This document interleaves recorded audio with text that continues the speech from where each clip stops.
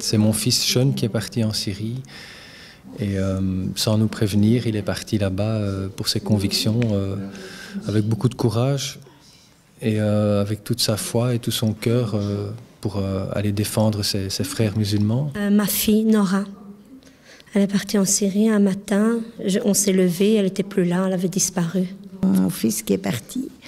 Et il est parti au mois de novembre 2012 et il n'est toujours pas revenu puisqu'il est encore toujours sur le terrain là-bas.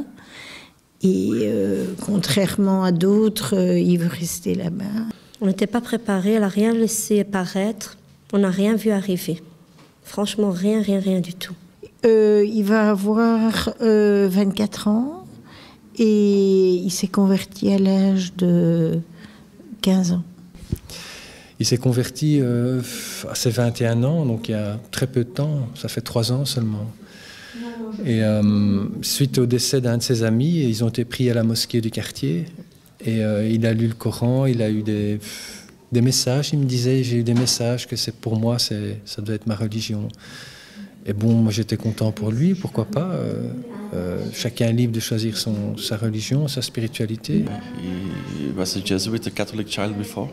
He grew up as a Western child. He have a very good education. He was a Jesuit, he go to very good schools. He have been all over the world, in the United States of America. He have been in Italy. He have been in Turkey, all over the world. So how we become changed from Jesuit Catholic child to Muslim. He converted at the age of 15 years and a half. He fell in love with a girlfriend from Morocco, and through that he converted to Islam, and he started to go to the mosque, which one is nothing wrong with it. This is normal Muslims. J'ai toujours été pour que mes enfants fassent leur choix personnel, et je dirais que c'était la même démarche dans la religion chrétienne.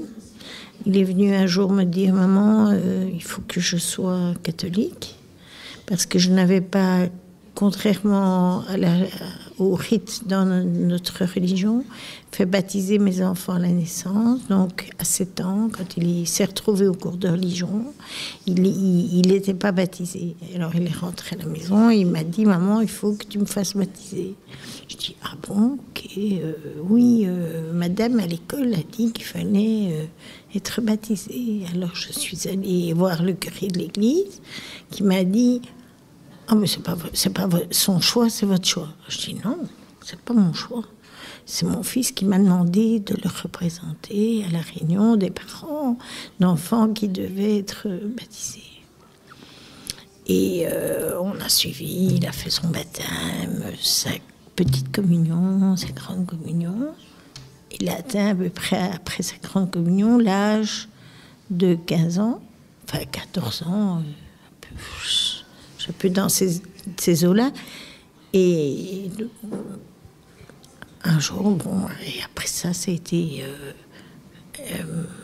la religion musulmane. J'aime mon fils et j'ai respecté son choix. Donc quand on aime son enfant, on veut respecter son choix. Et il n'y a rien qui est mauvais en soi. C'est comment on le pratique, c'est qu'est-ce qu'on fait qui compte.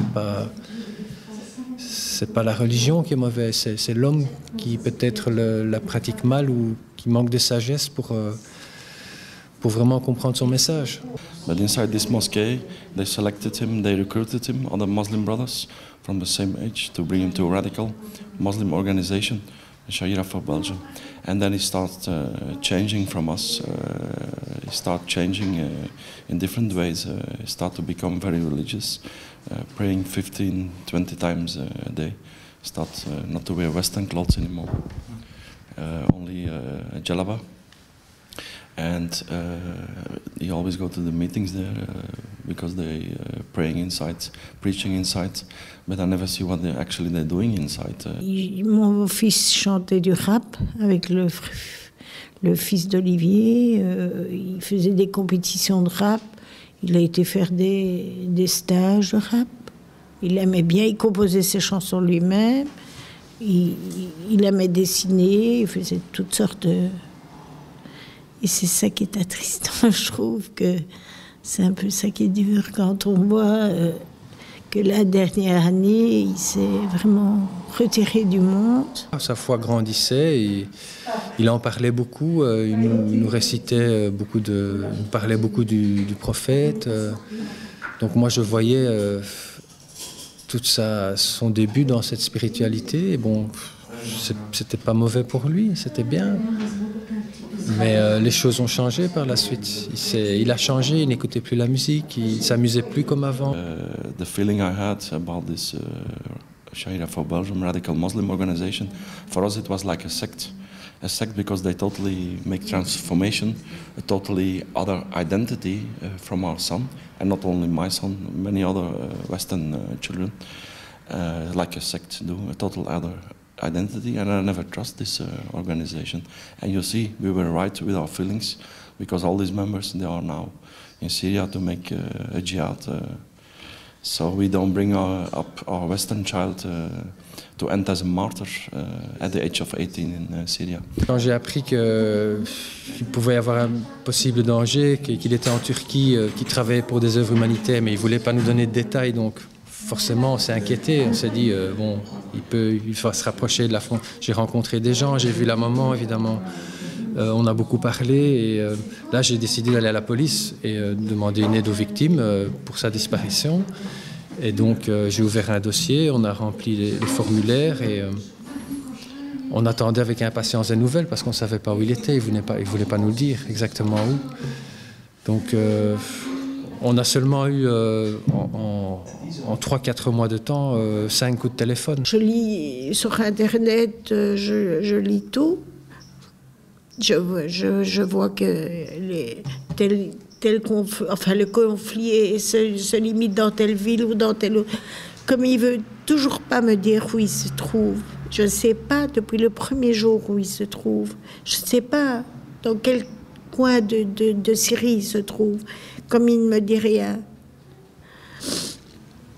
Qu'il me dise au moins un minimum, quoi. Mais rien, je ne sais pas. Je ne sais pas dans quelle guerre il est. J'ai des contacts très rarement. Peut-être depuis qu'il est parti le 20 mai, j'ai peut-être eu 4 ou 5 fois. Là, une fois, elle m'a téléphoné pour dire qu'elle était en Syrie avec son mari. La deuxième fois, c'était pour m'annoncer que son mari était décédé. Et la troisième fois, c'était pour me dire des banalités, pour donner un petit peu vite, des petites nouvelles vite comme ça, qu'elle était en train de faire son veuvage, qui durait 4 mois et 10 jours, des petites banalités. Mais elle parle pas de ce qu'il se passe là-bas ou qu'est-ce qu'ils font, rien de tout ça. Last contact was beginning of March.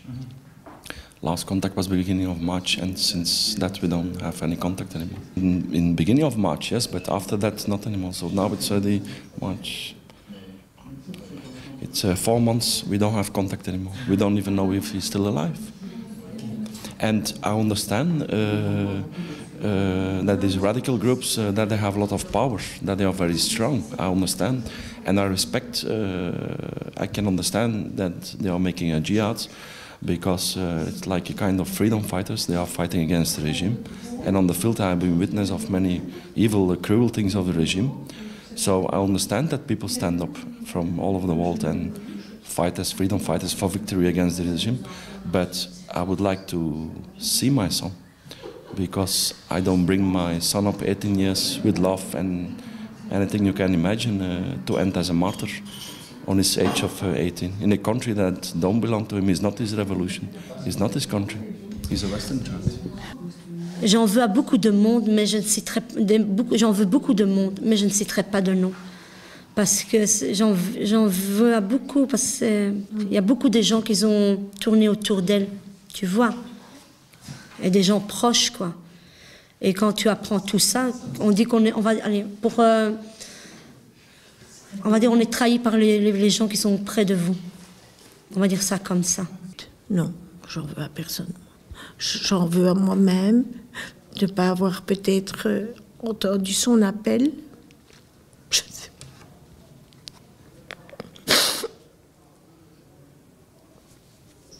Non, j'en veux à personne. Je ne serais même pas mettre un nom ou une... Non, j'accepte ses choix. Mais pas des choix aussi violents, quoi. Malheureusement, mon fils est décédé le 15 mars. Il avait juste 24 ans et il est mort d'une explosion. Donc on a appris la triste nouvelle une semaine après. Parce que son ami était blessé dans le dos et il n'a su nous prévenir qu'une semaine après. Donc on a tous été sous le choc, évidemment. C'est vraiment se prendre un 30 tonnes en pleine figure. On vous enlève ce qu'il y a de plus cher.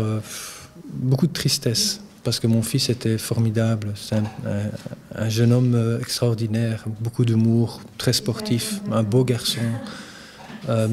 Tout pour réussir dans la vie, intelligent. Et donc c'est terrible, c'est un choc énorme. I decided to move up to Syria because between 15 and 20 March I heard the information from other Belgian parents that the son is located in Syria, so I started to do searching on the internet by Google and YouTube.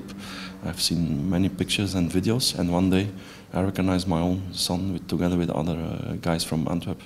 They even speak Antwerp language, and that decided me to move up to Syria to go and look for my son. It was a mission of 36 days without support of my government, because our own government don't help in anything. All the parents, even the parents you meet here today, they're completely alone. The government is doing nothing, no action on the field. So I do a lot in Syria. I visit many fighting groups. I have seen it's not only a Belgian problem, not only a European problem, but really a mondial, a world problem. I've met young guys from all over the world, from Canada, from Japan, from China, from all over the world. So this is really a mondial problem. And all these guys, they're selected and recruited by international networks, by radical Muslims who indoctrinate them in the name of religion to go and fight, to make a holy war in Syria against the regime. So all these children are victims, and they isolate all these children. Because I have met many sheikhs, many leaders, many commanders, and they refuse to open the gates to see my son. They even kidnapped me in one katiba in one place. They took all my clothes out, they put a cap above my head, they handcuffed me, they beat me. Where is the respect for a father? They suspect me I'm a spy, I'm a CIA, I'm working for the CIA, American government, which is not. I'm a father from the West who is looking in the war, risking his own life to see his son. Because I don't bring my son up, my Western child up, to end as a martyr in Syria. On m'a enlevé mon fils et quelque part, on m'a rien demandé. Et au nom de quel Dieu on peut faire ça? C'est pas... Ma vie, elle s'est arrêtée le 20 mai. Et que toute la famille, on l'attend. Et qu'on ne cesserait jamais de la chercher. J'arrêterai jamais tant qu'elle ne sera pas à mes côtés. Jusqu'à ma mort s'il faut. Mais jamais, jamais j'arrêterai de la chercher. Il ne se rend pas compte. Moi aussi, ma vie s'est arrêtée. Et je sens que ma fille sent ça chez moi, que c'est plus la même chose.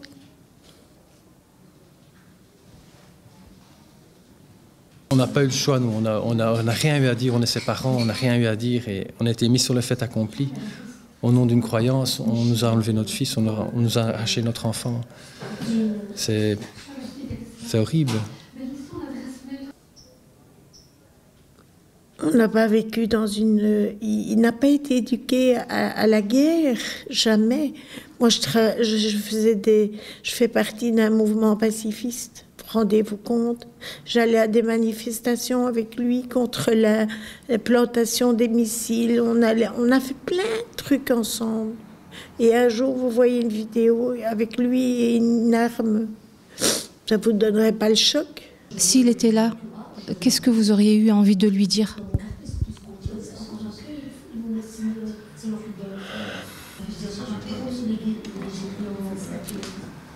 Mais je comprends pas ce que tu as fait, Sean, je comprends pas.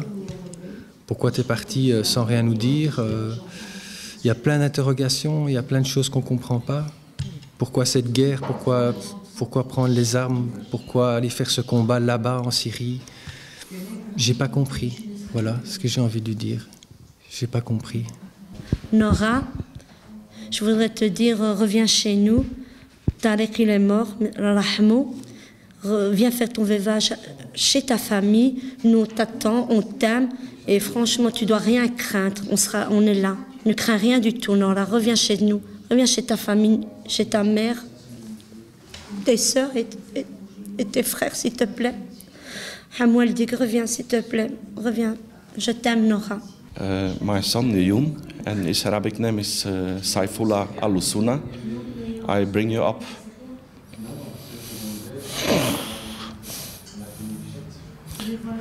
with love all my life, and I really love to see you and to speak with you, because I will not like it that I receive a message that you die tomorrow as a martyr. And I hope to meet you and to speak with you, not only for myself, but also for everybody around you, your sister, your mother, because they're all sick. And we really love you, and love can only convert you to come back. Inshallah.